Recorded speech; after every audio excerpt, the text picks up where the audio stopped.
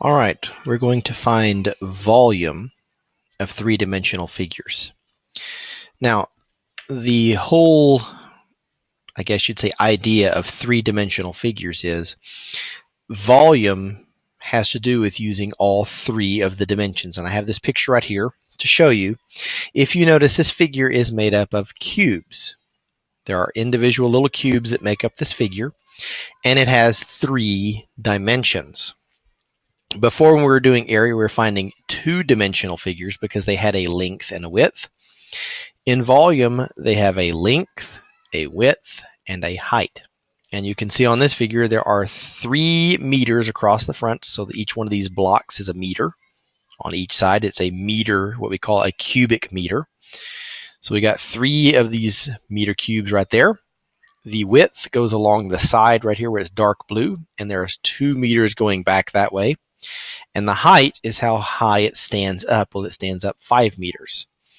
So this gives you a 30 cubic meters right here. So we have to do 3 times 2 times 5.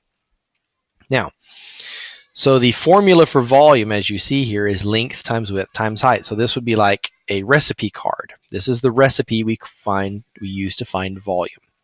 So let's say I've got this figure right here. And let's say I'm going to use some larger numbers here just to kind of show you that it can be done. So let's say that across the front it is 12 centimeters. And let's say that the width going back this way, we're going to say that is 8 centimeters. And we'll say that the height is, let's go with 10 centimeters.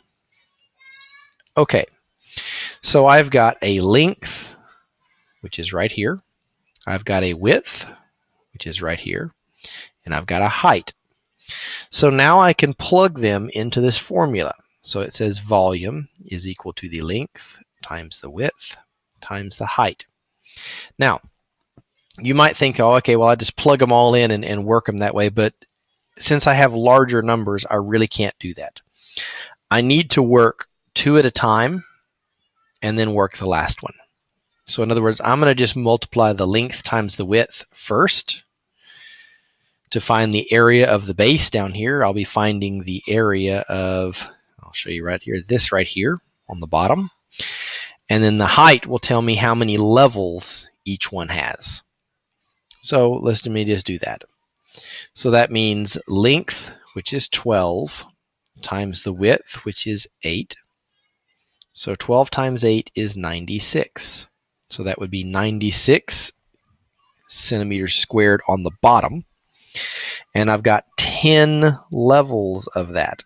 So I've done that 10 times. So I've got to take my 96, which is my length and width multiplied together, times 10, which is the height. And I've got 960. And that would be my final answer. So my final answer for this is going to be the volume is equal to 960 cubic centimeters. The other way I could write this, there is another way to write it, and I'll show it to you, 960, and I could put centimeters cubed, and that little 3 right there is what we call an exponent. And that little exponent is what it's telling me is I've got 3 dimensions. So this is why when we did area and perimeter, it was a 2. And now that we're doing volume, it's a 3 because in area, we had 2 because it was 2 dimensions. But in volume, we have 3 dimensions. So that's where that little 3 comes from. So I could write it either way. You're going to see it written this way most often. And that is how you find the volume of three-dimensional figures.